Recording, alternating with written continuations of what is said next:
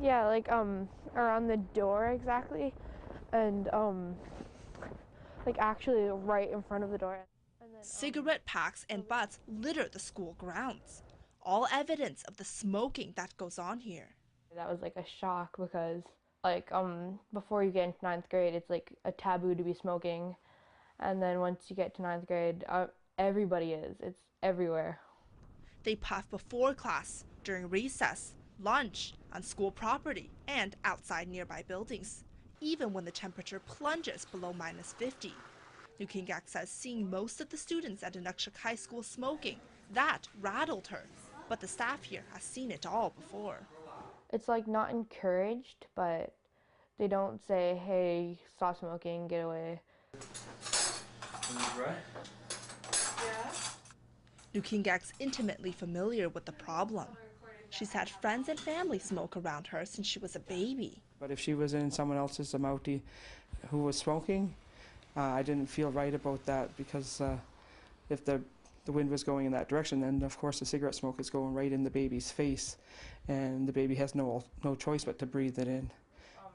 And even though her mother has never smoked, Nukingak's dad did for most of her life. Yeah, I tried to keep it away. You know, I only smoked in the studio, down where my studio is, outside, and never really here. But once in a while, I would have it, and I would come back in, and they would smell something, you know, and they knew, but they would never say anything. Even Nukingak's grandmother is a chain smoker. While she's not been diagnosed with any tobacco-related illness, Nukingak is still worried. It'd be like these really kind of coughing coughs, like it would be her whole, like shaking a bit, and it would be like her chest, and that was worrying me a bit. Nukingak's experiences are typical in Nunavut, and her fears very real. Lung cancer rates here are 4 times the national average. That's because more than 60% of the people here smoke. It's even higher among young people. When you pass by somebody you know and they're smoking, and then you pass by more people you know and they're smoking, you're just like, I don't smoke, and here are all these people that I know and they're smoking, and that's like another thing that sets me off from them. If your peers are smoking, if your brother and sister are smoking, if your parents are smoking, these are social cues.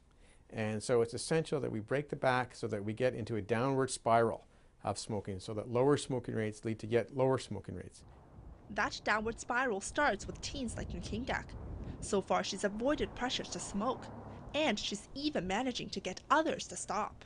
She saw me have a cigarette when she was coming with my wife to the studio to pick me up, and I heard her yell something. I caught him smoking once, and I actually yelled out that there are like chemicals in smoking. He was kind of yelling, you know, how bad it was, and you know, she didn't mean to yell it, but she really yelled it out. And then I said, oh wow, you know, my daughter, you know, she is watching everything I'm doing, so I thought I quit.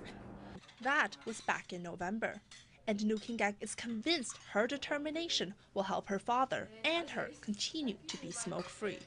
What I think is, I know what's going to happen to me.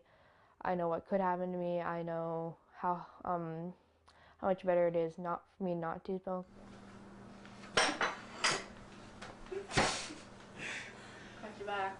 Xue Yingfan, CBC News, Iqaluit.